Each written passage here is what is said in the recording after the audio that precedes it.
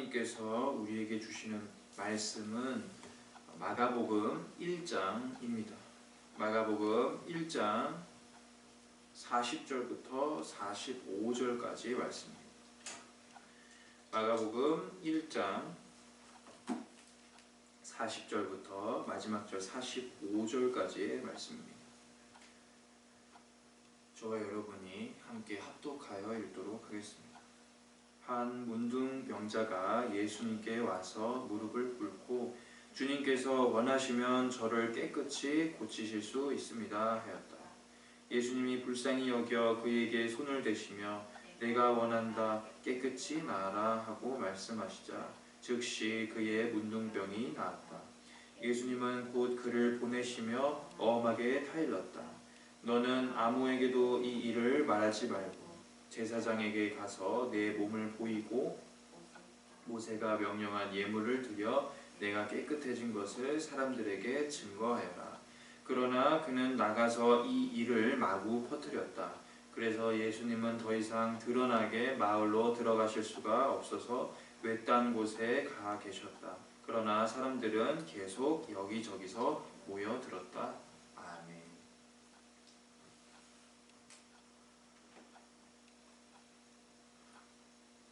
사람은 연약한 존재라고 합니다. 그래서 성경 속에 로마서 8장 26절은 우리의 영혼과 육체가 모두 연약하기 때문에 이렇게 말하죠.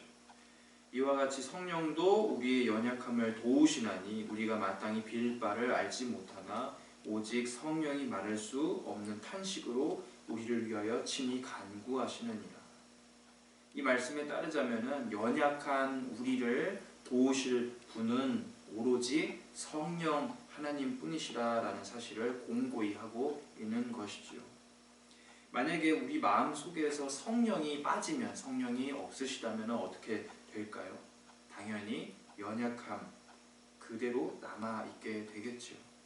안타깝게도 이 세상과 사단은 우리의 연약한 모습 그대로를 놔두질 않습니다. 철저한 약육강식의 사고방식을 가지고 있기 때문에 우리의 연약한 모습을 보면은 세상의 사람들도 그리고 사단도 우리를 잡아먹으려고 안간 힘을 쓰겠죠. 지금 말씀드린 사람이 연약하다라는 말은 사실 두 가지 전제가 있는 표현입니다. 하나는 생명이, 육체적인 생명이 끊어지기 쉽다라는 뜻이고 두 번째는 영적인 건강이 만성적으로 나쁘다라는 것입니다. 우리 몸은 어떻습니까? 감기 몸살 작은 병 하나에도 쉽게 쓰러지죠. 병들이 덮쳐온다면 우리 몸은 피곤함 때문에 일어날 수가 없을 정도로 연약합니다. 그런데 그 육체적인 문제보다 더 큰 문제가 있습니다. 바로 영적인 건강과 정신적인 건강이 항상 만성적으로 나쁘다라는 것이죠. 몸의 건강을 생각해 보면은 몸의 육체의 건강은 좋을 때도 있고 나쁠 때도 있죠. 그래서 관리를 열심히 하면은 상황이 나아집니다. 그러나 영적인 건강은 그렇지 않죠. 오로지 그 건강을 관리하고 책임을 져주시는 분은 성령 하나님 밖에는 없기 때문이죠. 이 시간 우리 함께 어떠한 병자가 있다고 한번 생각을 해봅시다. 이 병자는 날 때부터 몸에 고칠 수가 없는 그런 연약함을 타고난 사람입니다.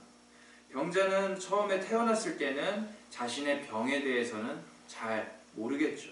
그러나 청소년기를 지나서 청년으로 성장할 때에 남들과 다르다라는 사실을 곧 알아차립니다. 내 몸과 다른 사람들의 몸이 다르다는 사실 때문에 그 사람은 병을 앓는 것도 서러운데 다르다는 차별도 겪고 격리도 당하고 사회적인 멸시를 당하기 시작하겠죠. 결국에는 몸만 아픈 것이 아니라 무엇도 아픕니까? 영혼에도 중대한 상처가 새겨지는 것이죠. 이 사람의 결국은 어떻습니까? 마음의 문을 완전히 닫아버리고 아무도 믿지 않게 되면서 바라는 것이 없어지는 인생이 되는 것이죠. 자포자기의 인생이 되어버립니다. 오늘 본문 속에서 이러한 병자가 한 명 등장합니다. 그는 누굴까요?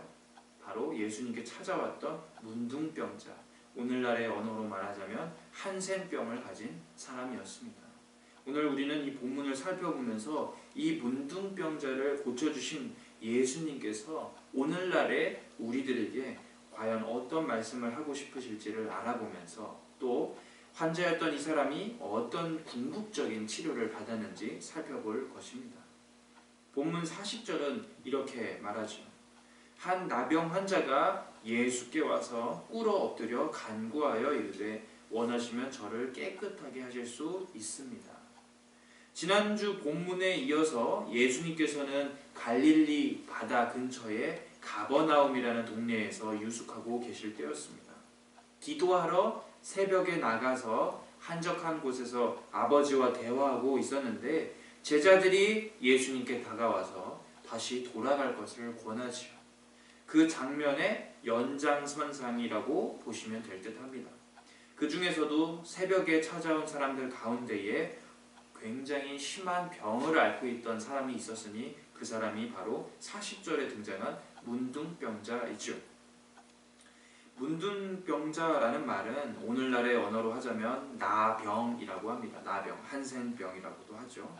이 병에 걸리면은 피부가 하얗게 일어나서 뱀의 비늘처럼 변한다고 합니다. 거기다가 이 세균이 피부 깊숙이 침투해서 괴사를 시키기 때문에 피부는 산채로 썩어 들어간다고 하죠. 썩는다는 말은 결국 어떤 뜻입니까? 심하게 견딜 수 없는 악취가 난다는 뜻이겠죠. 이 사람한테 가면은 시체 썩는 냄새가 났으니 많은 사람들은 문둥병자를 보면은 기겁을 하고 뒤로 물러섰을 것입니다. 옛날 아시아권 사람들은 이 병을 가리켜서 천형벌이라고 하였습니다. 하늘천에 형을 써서 하늘의 형벌이라고 불렀고 때로는 업병이라고도 불렀습니다.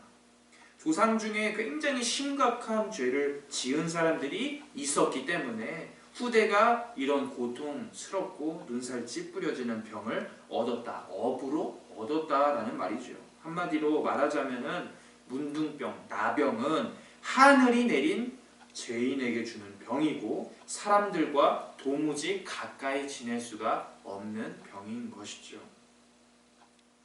성경 속에서는 어떨까요?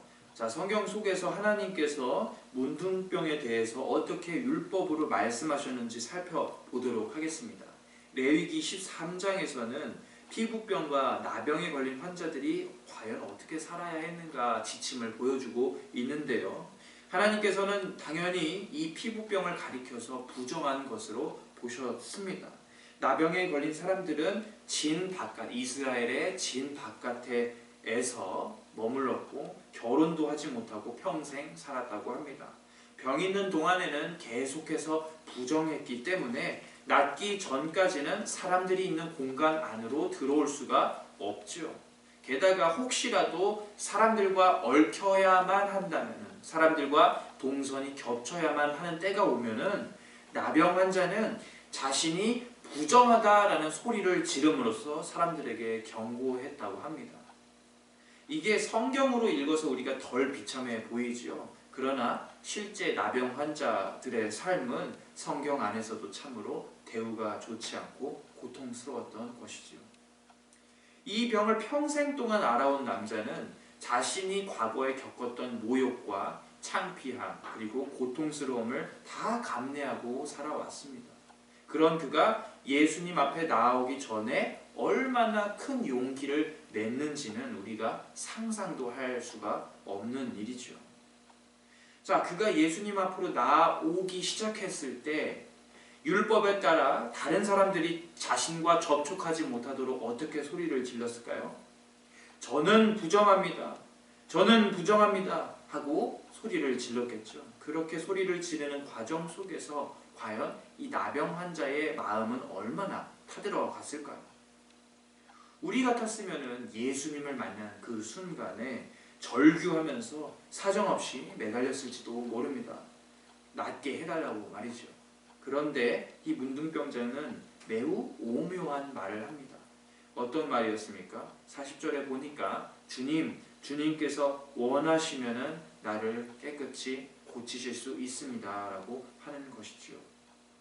참으로 김 빠지는 말입니다. 여기까지 오느라 사람들의 되게 따가운 시선도 이겨냈죠. 또 힘들었을 텐데 이 문둥병자는 그저 예수님께서 원하시면은 고칠 수가 있다고 말합니다. 극적인 장면을 좋아하는 우리로서는 왜 이 문둥병자가 예수님께 부르짖지 않았는지 알 도리가 없죠. 그런데 이것을 곰곰이 한번 생각해 보면은 참으로 가슴 아픈 문둥병자의 고백인 것입니다.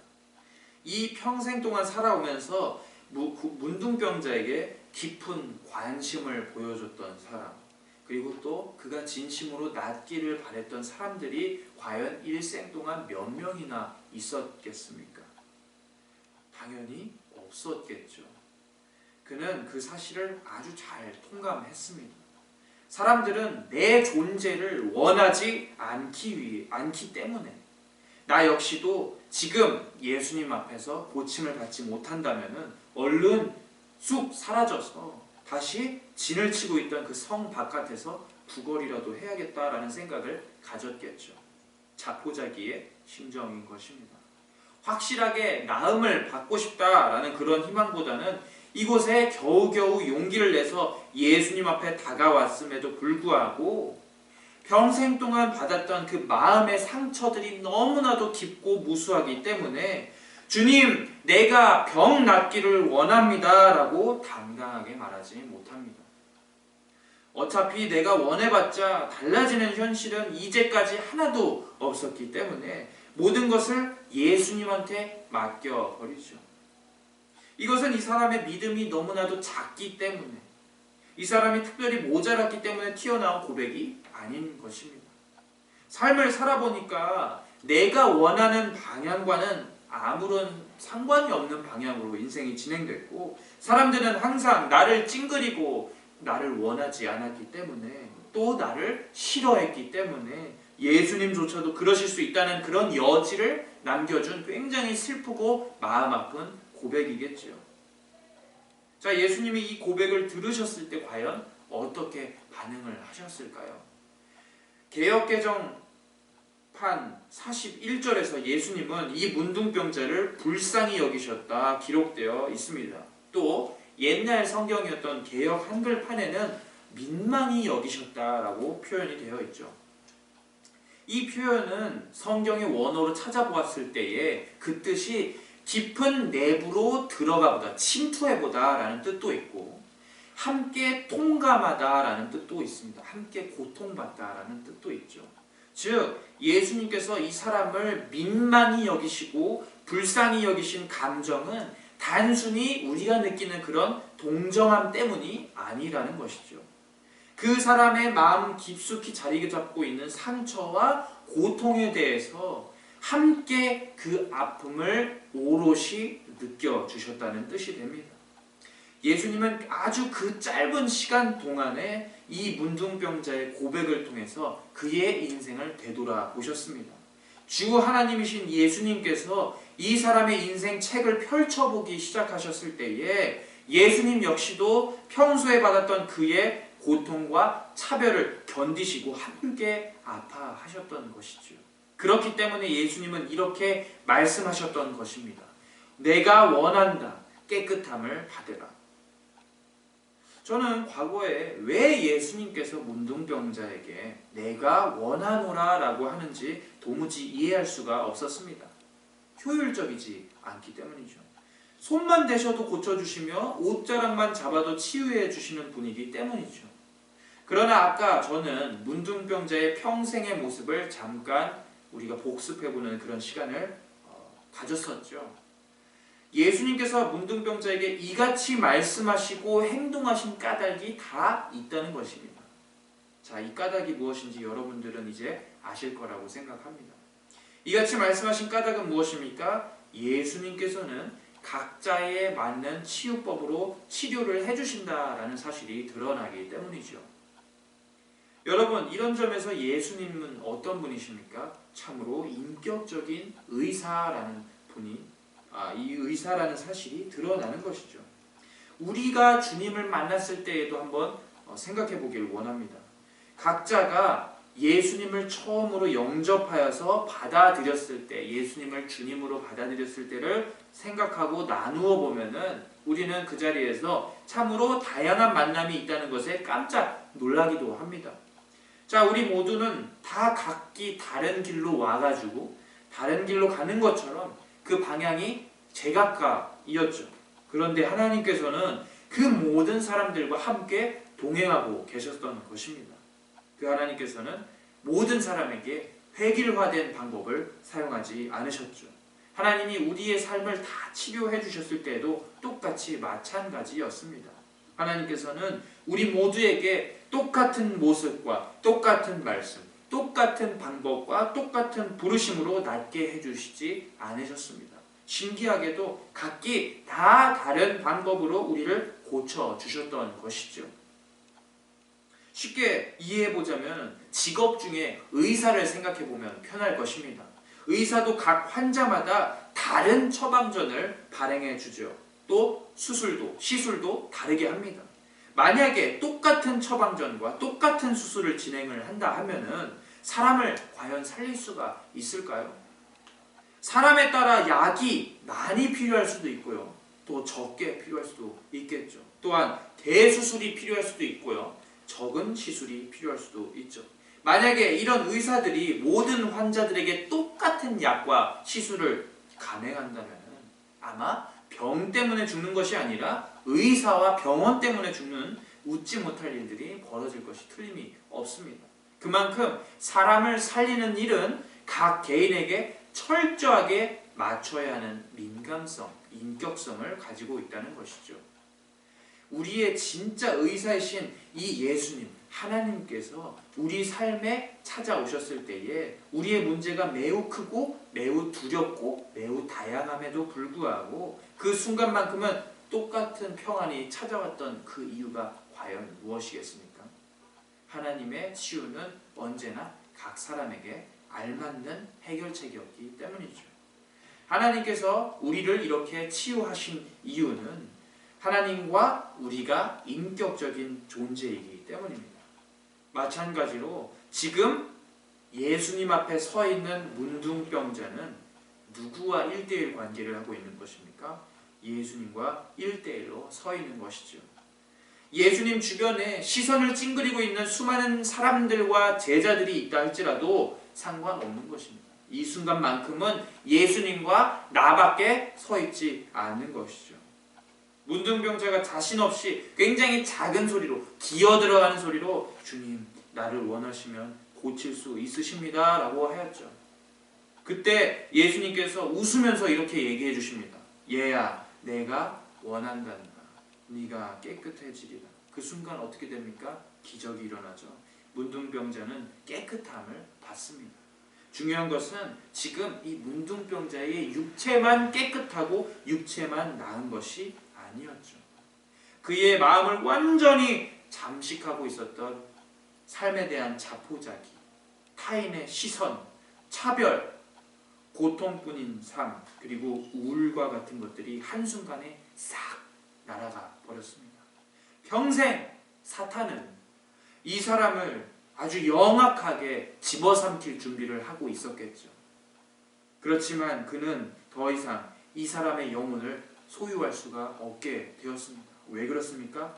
이 문둥병자는 예수님이 원하시는 사람이 되었기 때문이죠. 여러분, 우리의 삶 가운데 예수님이 오셨을 때를 기억해보라 제가 권유를 해드렸죠. 사실 하나님께서는 우리 인간들이 도무지 필요가 없으신 분입니다. 그분은 그저 홀로 살아가실 수도 있으시죠. 그런데 예수님께서는 우리를 원하신다라고 말씀하고 계십니다. 문둥병자에게 내가 너가 치유되기를 원한다. 내가 너를 원한다 하였던 것 같이 뜨겁게 우리들을 오늘날에도 부르시는 것입니다. 우리는 이 이해할 수가 없는 사랑에 우리의 여태까지의 모든 서러움과 아픔, 연약함들이 한순간에 다 날아가 버립니다.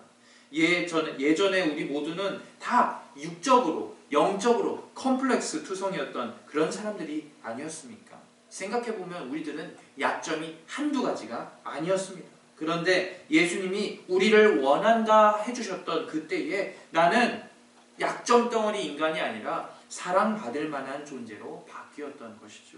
나를 진심으로 원하신다는 그 주님의 뜨거운 고백 앞에 우리는 철저하게 무릎을 꿇을 수밖에 없던 것입니다. 이 사랑의 기쁨을, 이 은혜의 기쁨을 이겨낼 수 있는 자가 과연 이 세상에 어디 있을까요? 문둥병자는 난생 처음으로 자신의 존재를 있는 그대로 봐주시고 나를 원한다, 내가 치유받기를 원한다라고 말씀을 해주시는 그 인격적인 하나님을 처음 마주 똑바로 봅니다.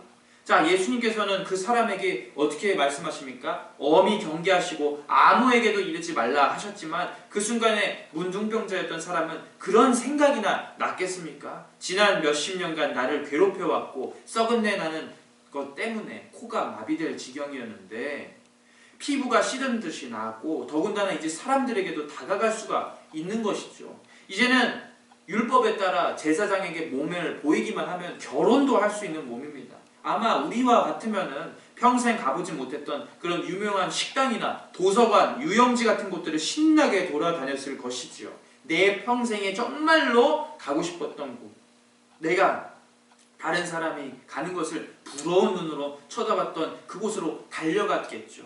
그런데 이 문둥병자는 자기가 평소에 가고 싶었던 곳이 아니라 다른 선택을 하죠. 누구를 전하기 시작합니까? 바로 나를 낫게 해주신, 나를 있는 그대로 봐주신 예수 그리스도에 대해서 전합니다. 자, 예수님께서 그에게 아무에게도 사실을 말하지 말라 하셨죠. 그렇지만 이미 그 마음속에 기쁨이 넘쳐서 말을 할 수밖에 없었던 것입니다. 나음을 입은 자는 그 즉시로 마을로 달려가서 온 동네방네에 소문을 내기 시작합니다. 맞습니다, 여러분. 정말로 우리는 이 사람의 행동을 이해할 수가 있는 것이죠. 자, 우리도 똑같은 일을 겪어보았기 때문입니다. 하나님이 우리를 만나 주셨을 때 우리는 자랑하지 않고는 배기지 못했죠. 나 또한 놀라운 은혜를 보았다며 친구들에게도 자랑하고 교회 안에서도 자랑했습니다. 그 자랑이 나쁜 것이었나요? 아니죠. 세상에서 말하는 자랑과는 다른 성격이기 때문입니다.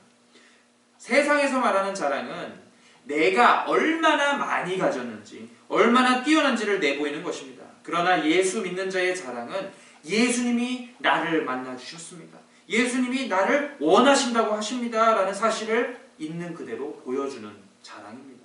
그래서 그 기쁨의 정도가 완전히 차이가 나는 것이죠. 세상의 자랑은 내가 노력해서 내가 돈을 벌려고 시간을 들여서 언제든 만들 수가 있는 그런 싸구려 기쁨이지만 영혼의 자랑은 조금 다른 것이겠죠. 이건 일생일대의 기회이자 단 한 번뿐인 인생의 찬스입니다. 사람에게 있어서 누군가가 나를 찾아준다라는 반가움은 돈을 버는 그런 기쁨보다 더 크겠죠. 그런데 그분이 직접 나를 치료해 주셨고 구원해 주셨고 나를 필요로 해주셔서 부르셨다라는 말씀까지 해주시면은 그 사람은 아마 입을 꿰매지 않고서는 가만히 있지 못할 것이 분명하죠. 이렇게 주님의 사역을 자랑하고 떠드는 문둥병자의 그 모습에서 우리는 과거에 뜨거웠던 우리의 열정과 우리의 유일한 자랑거리이신 예수님을 떠올려 보길 원합니다. 그러나 오늘날 우리는 너무나도 자랑할 것들이 우리 삶에 많아졌죠. 자, 우리는 요즘에 어떤 것을 주로 자랑했습니까?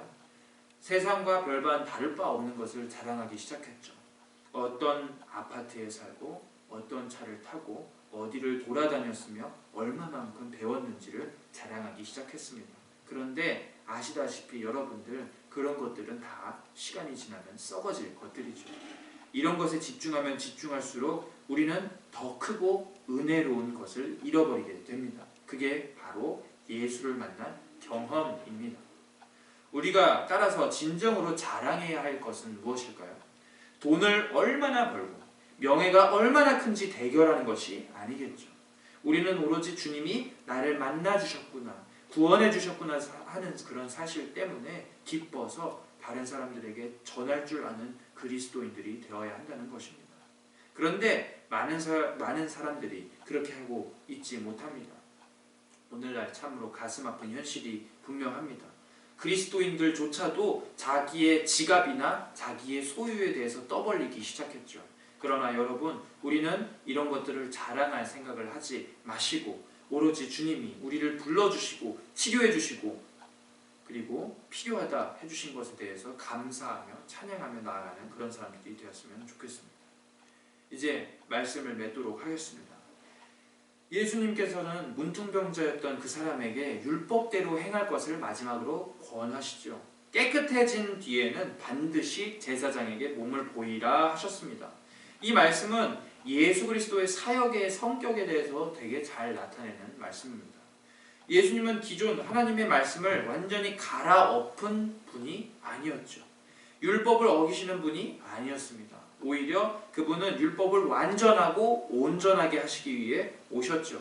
그런데 여기서 궁금증이 있죠. 과연 완전하고 온전하다라는 말을 왜 사용하는가인 것입니다. 율법에 도대체 뭐가 부족하기 때문에 예수님이 온전하게 하시고 완전케 하시려는 걸까라는 궁금증이 있습니다.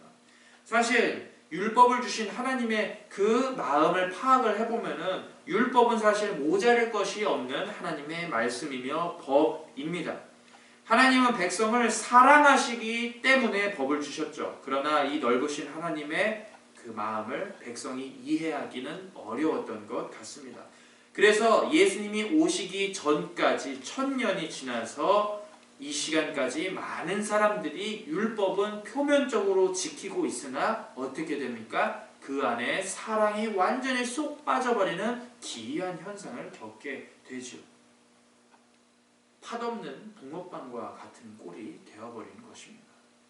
예수님께서 율법을 완전하게 하시기 위해 오셨다라는 뜻은 결국 과거의 질서인 하나님의 율법을 사람들로 하여금 더 바르고 올곧게 깨닫게 하시기 위해서 사람들이 빼먹었던 진정한 하나님의 무엇을 넣겠다는 거죠? 사랑을 집어넣겠다라는 뜻이죠.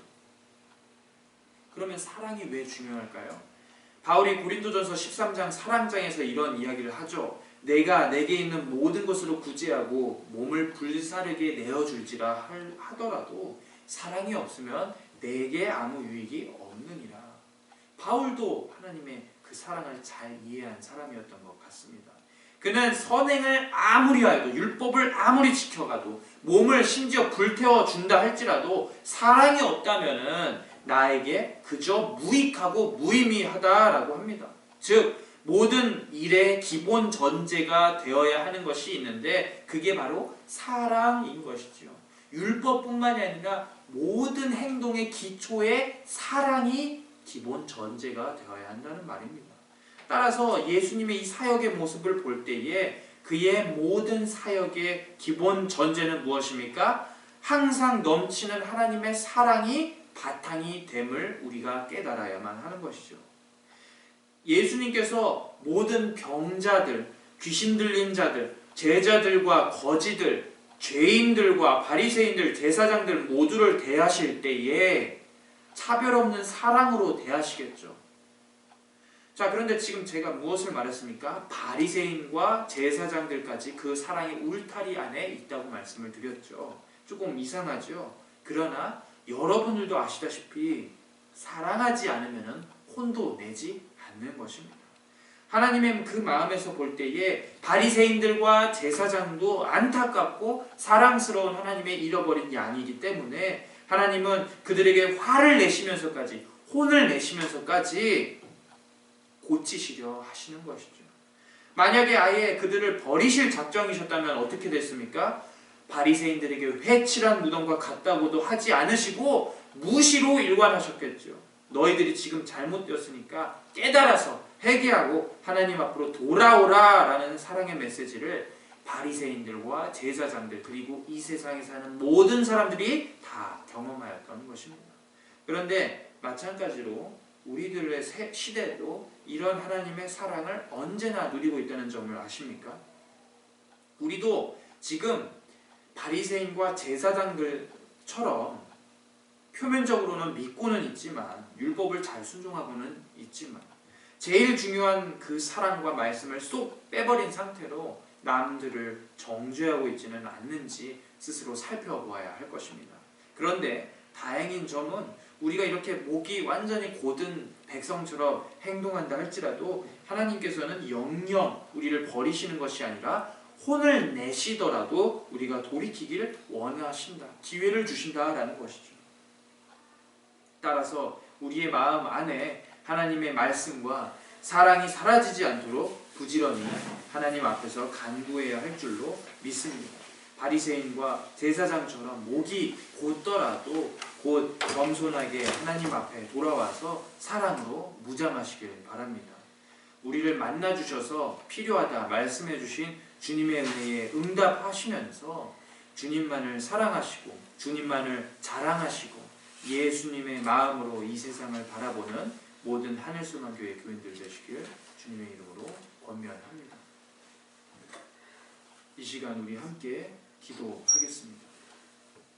문둥병자는 평생 동안 혼자였고 자신을 원하는 사람은 단 한 사람도 없었죠. 참으로 비참한 인생의 연속이었습니다. 그러나 그에게 예수님이 말씀해 주셨습니다. 내가 원하노라. 네가 깨끗해지기를 원한다 말씀해 주셨습니다. 우리에게도 똑같이 주님이 찾아와 주셔서 말씀해 주신 그 기억을 여러분들이 기억하실 것입니다. 나를 원하는 사람 하나도 없었던 것 같았는데 주님께서 우리를 필요하다 해주셨고 우리의 손을 굳게 잡아주셨죠. 그 은혜를 기억하시면서 매일매일을 살아가시며 하나님 아버지의 사랑받고 있는 자녀로 세상을 넉넉하게 이기는 자들이 될 수 있게 해달라고 함께 기도하겠습니다.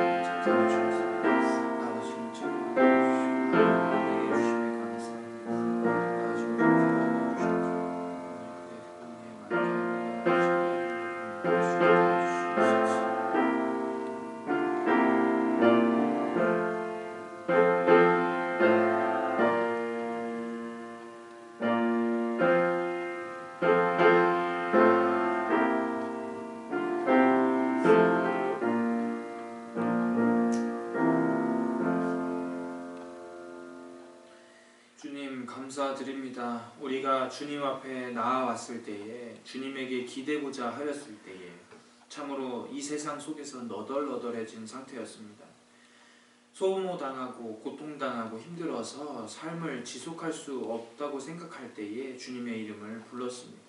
자신 없는 소리로 문둥병자와 같이 주님께서 원하시면 나 좀 구해주십시오 라고 하였습니다.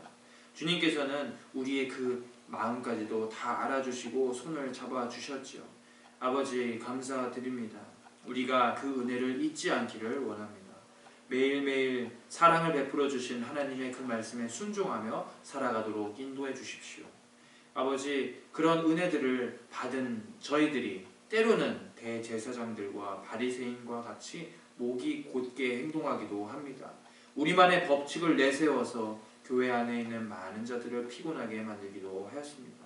그럼에도 불구하고 우리를 계속 용서해 주시고 돌아올 기회를 주심에 아버지 감사드립니다.